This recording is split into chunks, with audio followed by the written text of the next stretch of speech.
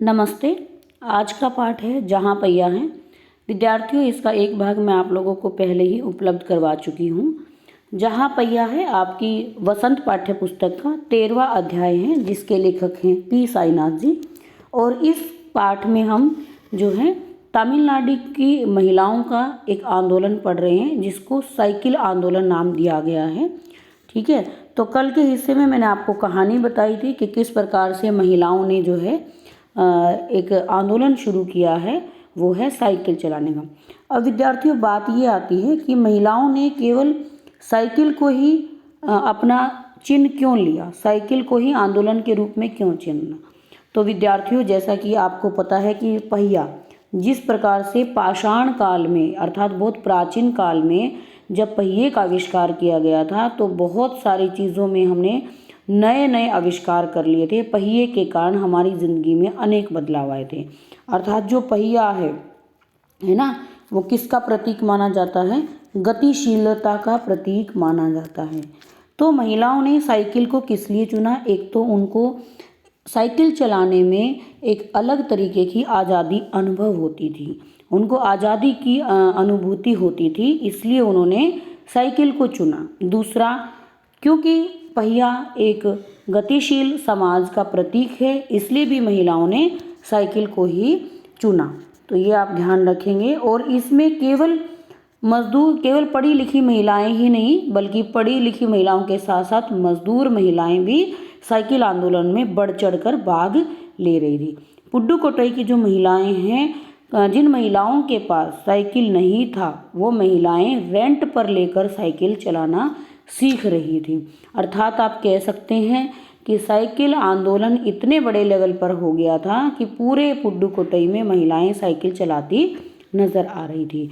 और इसके लिए ट्रेनिंग कैंप भी चल रहे थे। आप आंदोलन का व्यापक रूप देखिए, तो यहाँ पर जब लेखक आते हैं पुडुकोट्टई गांव में, तो वो बड़ा ही हैरान होते हैं कि साइकिल जैसी चीज़, मतलब बहुत ही छोटी चीज़ माना जाता है साइकिल को, कि केवल इसको लेकर आंदोलन, ऐसा आंदोलन उन्होंने कभी कहीं देखा ही नहीं था, है ना। लेकिन चूंकि साइकिल क्या है? आपका पर्यावरण हितैषी। पर्यावरण हितैषी का मतलब साइकिल से आपको किसी प्रकार का कोई नुकसान नहीं होता, सबसे सस्ती वस्तु है, इसलिए आपके किसी पेट्रोल डीजल की आवश्यकता नहीं होती, गरीब से गरीब आदमी भी साइकिल को ले सकता है ना। इसलिए साइकिलों को चुना गया था। और मुस्लिम तबके की महिलाएं भी साइकिल आंदोलन में बढ़ चढ़कर भाग ले रही थी। तो हमने देखा था यहाँ पर एक फातिमा का नाम आता है, जो एक स्कूल की अध्यापिका होती हैं। उनके पास साइकिल नहीं होता है, लेकिन वो भी किराए पर साइकिल लेकर आधे घंटे के लिए साइकिल किराए पर लेती है और प्रतिदिन साइकिल को चलाती हैं। अब यहाँ पर एक आपको देखना है कि आखिर में अब यहाँ पर क्या है, साइकिल आंदोलन से महिलाओं में कौन कौन से बदलाव आते हैं, उनके जीवन में क्या बदलाव आते हैं। विद्यार्थियों, ये आपकी पाठ्य पुस्तक का पहिया से पहला प्रश्न भी बनेगा। ठीक है, तो साइकिल आंदोलन ने पहली बात तो महिलाओं को बहुत कॉन्फिडेंस दिया, बहुत आत्मविश्वास दिया। दूसरा क्या हुआ, क्योंकि अब वो कहीं भी आसानी से साइकिल चलाकर पहुंच सकती थी। पहले वो इस काम के लिए किस पर निर्भर होती थी, किस पर डिपेंड होती थी? पुरुषों पर निर्भर होती थी। अब उनकी निर्भरता पुरुषों पर क्या हो गई? कम हो गई। दूसरा क्या होता, महिलाएं जो हैं पहले 4-4 किलोमीटर जाकर पानी भर के लाती थी, पैदल जाके।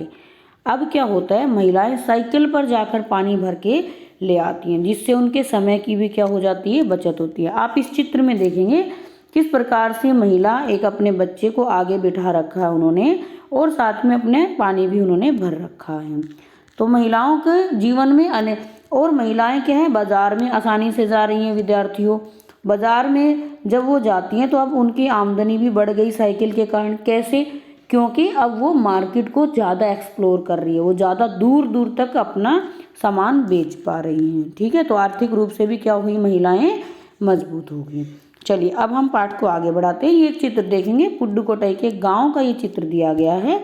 ये महिलाएं, वहाँ की महिलाएं बताती हैं कि जब हम लोगों ने साइकिल चलाना शुरू किया तो समाज के पुरुष वर्गों ने हमें रोकने का प्रयास किया।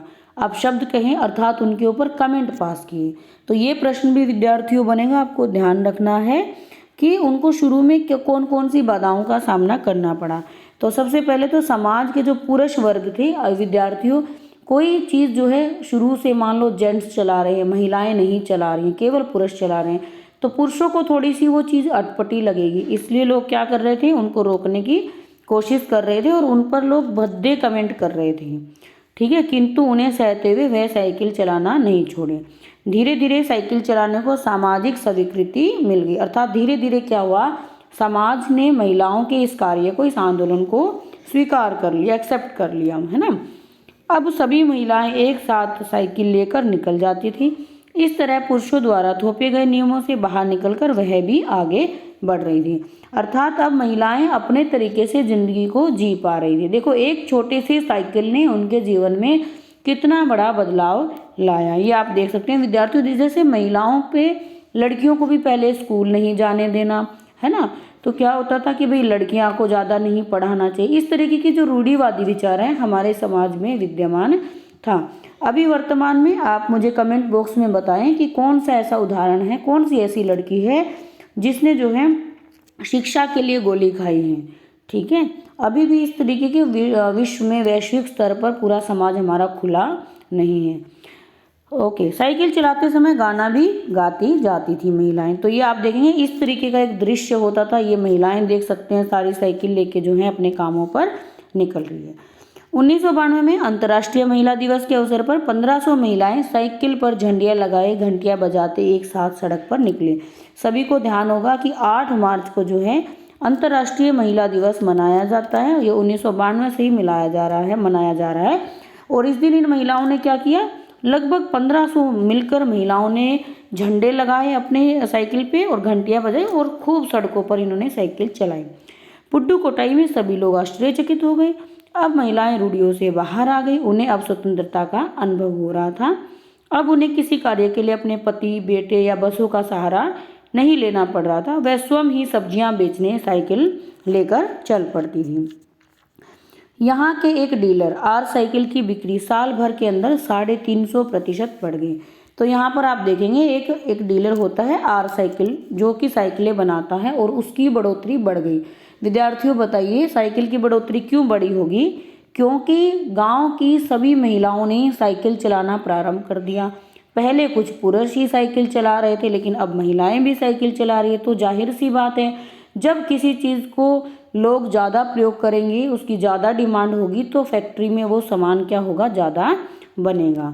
तो आर साइकिल वाले का आपको नाम याद रखना है। यह आंकड़ा भी उसने बड़ी सतर्कता के साथ बताया, क्योंकि उसे लगा कि पूछने वाला बिक्री कर विभाग का कोई आदमी है। जब उस आर साइकिल वाले से पूछा गया कि आपकी बढ़ोतरी कितनी हुई है, तो वह थोड़ा सा डर गया कि कहीं कोई टैक्स वाला तो नहीं आ गया कि मेरे साइकिल बनाने पर कहीं ज़्यादा टैक्स काट ले, ठीक है। साइकिल के कारण वहाँ की महिलाओं का जीवन में बदलाव आया। लड़कियाँ साइकिल से स्कूल जाती, महिलाएं सब्जी बेचने दूर दूर तक जा सकती थी। पहले एक ही गांव में सब्जी बेचने में शाम हो जाती थी, क्योंकि पहले तो महिलाएं क्या करती थी, बसों का इंतज़ार करती थी।